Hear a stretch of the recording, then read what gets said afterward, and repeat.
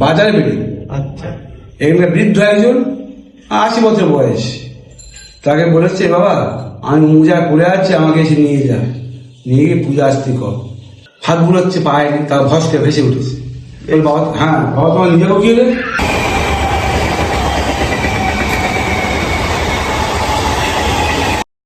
তো বন্ধুরা এখন 11:10 বাজে, আর এর মধ্যে এত গরম পড়েছে, সবাই ঘরে বসে আছে আর আমি শুধু ঘুরছি ভিডিও করার চক্করে।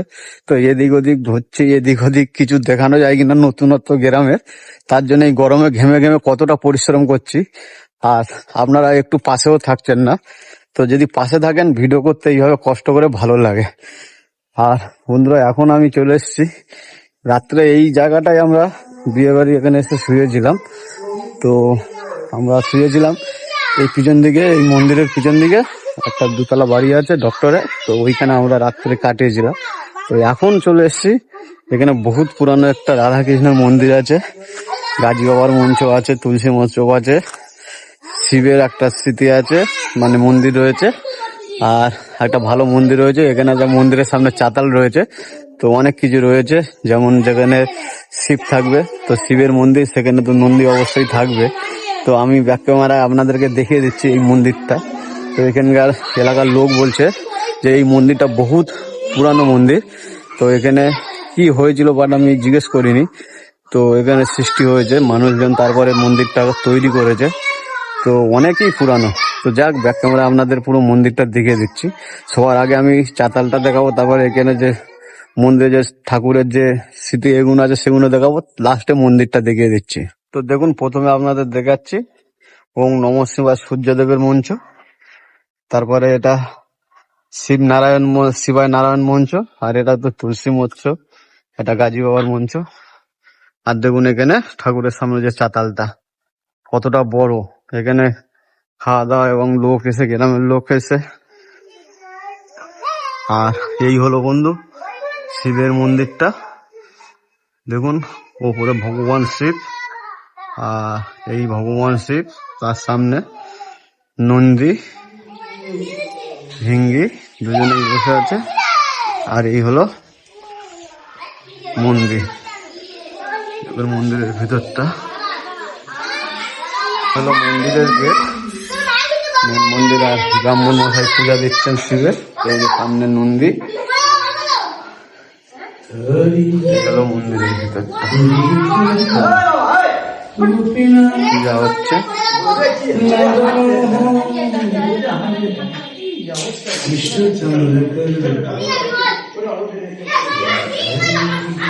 যে আমি এখানে পড়ে আছি সেখান থেকে নিয়েছে,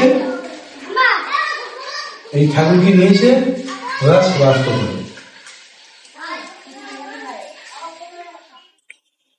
মানে আপনি যেটা পরিষ্কার করছেন এটাই পাওয়া গিয়েছিল বাঁধবের জঙ্গলে, তাই তো? মানে একটা ওই বাজারে বেরিয়ে। আচ্ছা। এখানে বৃদ্ধ একজন 80 বছর বয়স, তাকে বলেছে বাবা আমি মোজা পড়ে আছি, আমাকে এসে নিয়ে যা, নিয়ে গিয়ে পূজা আস্তি কর। এবার সে বৃদ্ধ কি করে সকালে উঠে লোকজন নিয়ে গিয়েছে, রাস্তা করে খুঁজে পায়নি, পুকুর দেখতে পায়নি, চলে এসে কি চলে এলি, প্রভু আমি যাবো কোথেকে, বলতে পার কালকে চল, কালকে গিয়ে দেখে ডাল ভাঙা, পুকুরে বিরাট পুকুর বগল করতেছে, কেউ রাখতে চায়নি, পুরো বলতে আমি মরে যাবো এমনিতে, আমি না বললে এক বৃদ্ধ হাত বুলোচ্ছে পায়নি, তার ভস্কে ভেসে উঠেছে। এই বাবা, হ্যাঁ বাবা তোমার নিজেও কি হলে, মাথায় করে নিয়ে চলেছে, কোনো কষ্ট হয়নি, এত রাস্তা হেঁটে হেঁটে এসছে।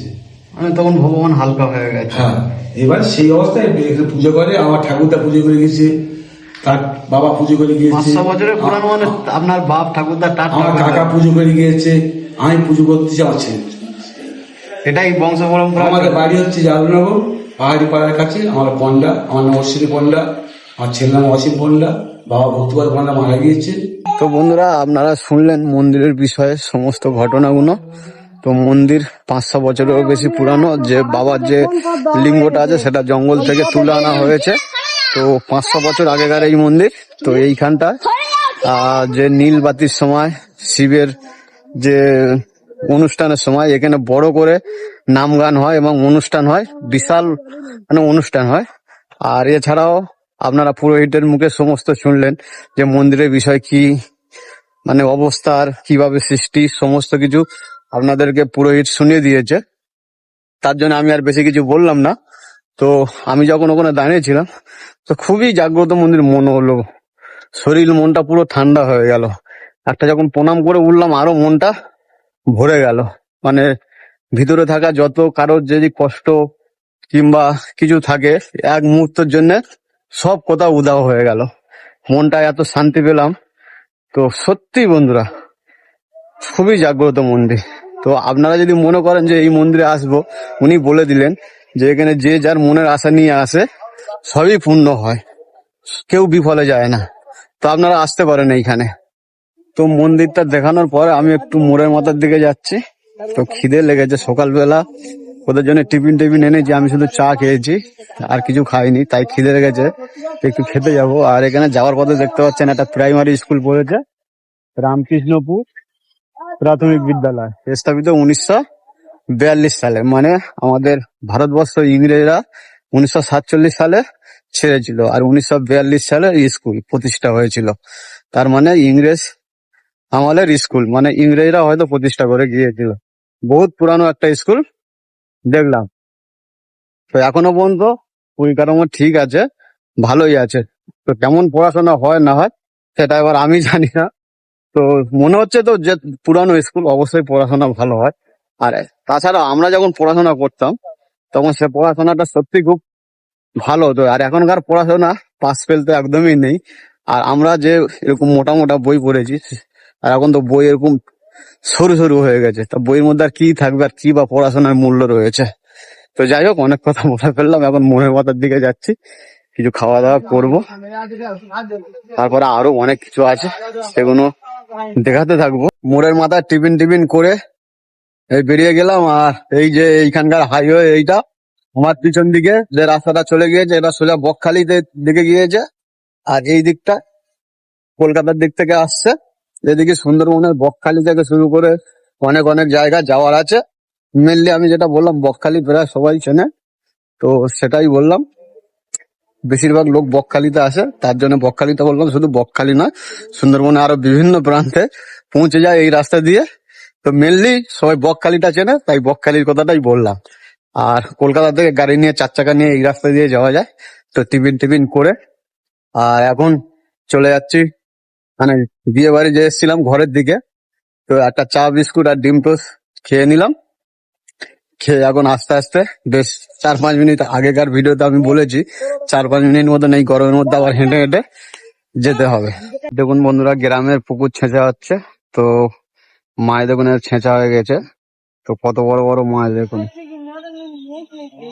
কোনো 5 ট্যাংরা সব ঘোরাঘুরি করছে, বড় বড় সাইজে 5 ট্যাংরা। ওইদিকে 1টা 2টো 3টে 4টে বেশ বড় বড় সাইজের মাছ, 5 কিলো 6 কিলো করে সাইজের মাছ।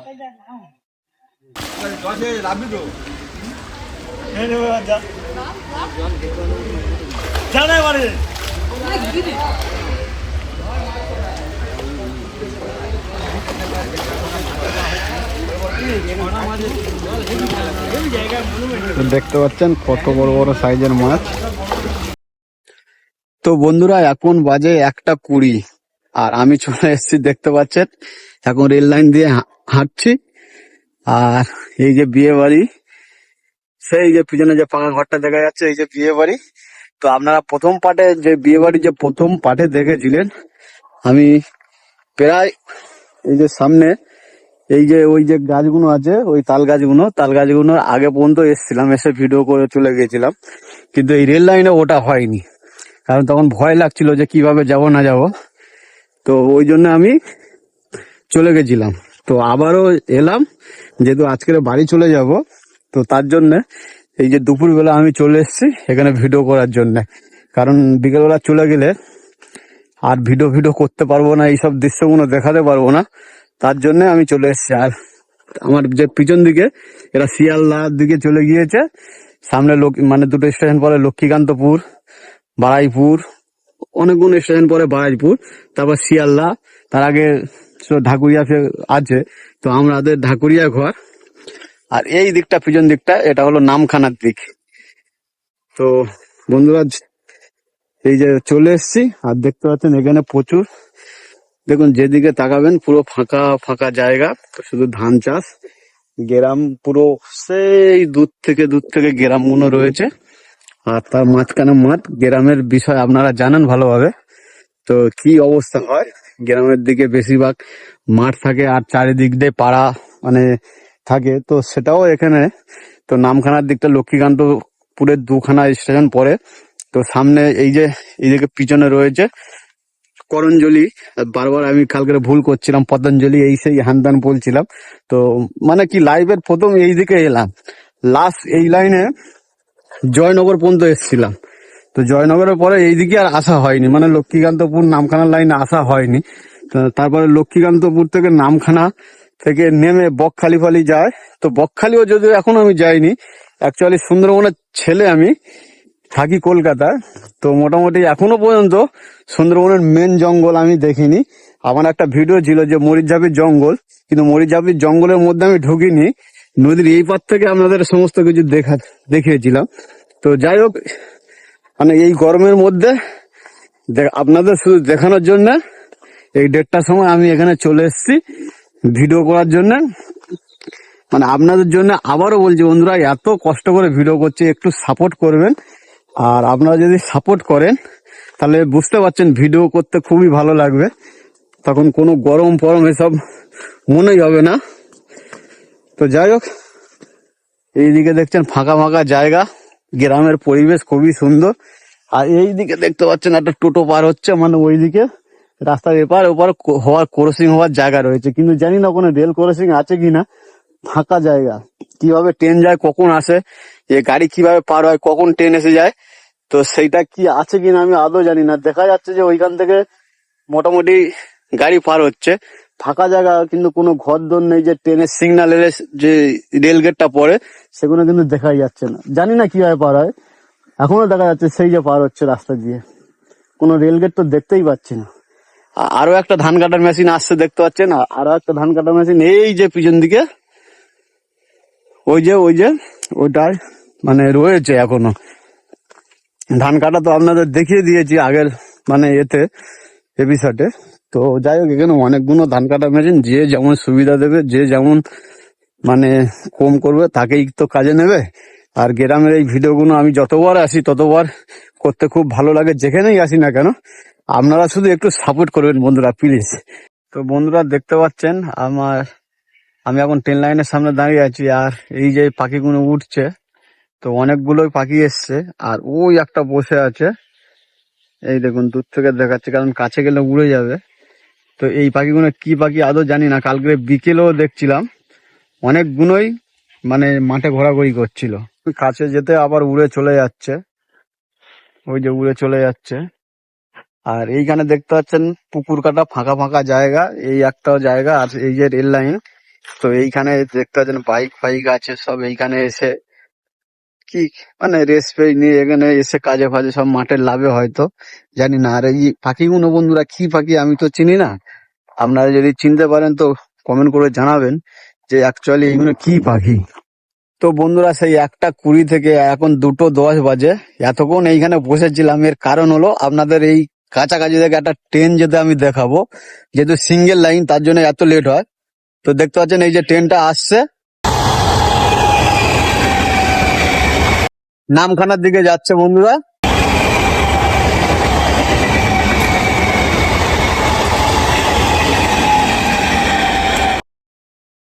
প্রায় 40-45 মিনিট আমি এইখানে বসেছিলাম, এই কারণে যে আপনাদের এই কাছে থেকে একটা ট্রেন দেখাবো বলে।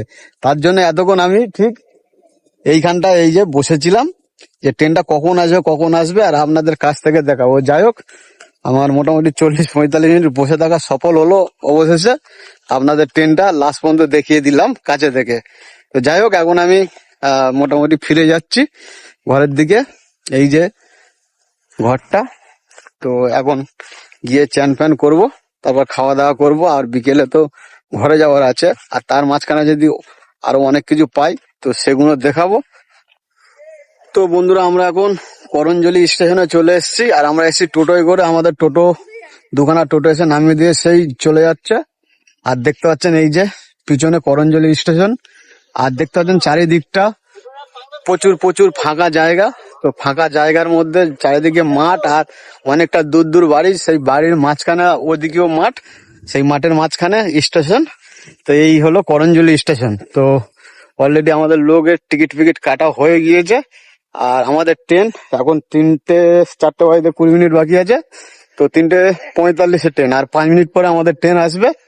আর এখানে আগেই বলেছি, আর আপনাদের ভিডিও দেখেছি সিঙ্গেল লাইন, তো আসা যাওয়ার ক্ষেত্রে প্রবলেম হয়, তো তার জন্য ট্রেন এত লেটে লেটে আসে। আর এখন আমরা বাড়িতে যাচ্ছি, তো ভিডিও এখানে শেষ করব। আর ভিডিও যদি ভালো লাগে তাহলে বন্ধুরা অবশ্যই লাইক, কমেন্ট, শেয়ার, অবশ্যই বন্ধুরা সাবস্ক্রাইব করে দেবেন। আর যারা ইউটিউব থেকে দেখছেন চ্যানেলটিকে সাবস্ক্রাইব করে দেবেন, যারা ফেসবুক থেকে দেখছেন তারা পেজটিকে অবশ্যই ভাবে ফলো করে দেবেন। দেখা যাচ্ছে অন্য কোনো ভিডিও নিয়ে, ততক্ষণ সবাই ভালো থাকবেন, সুস্থ থাকবেন, টাটা।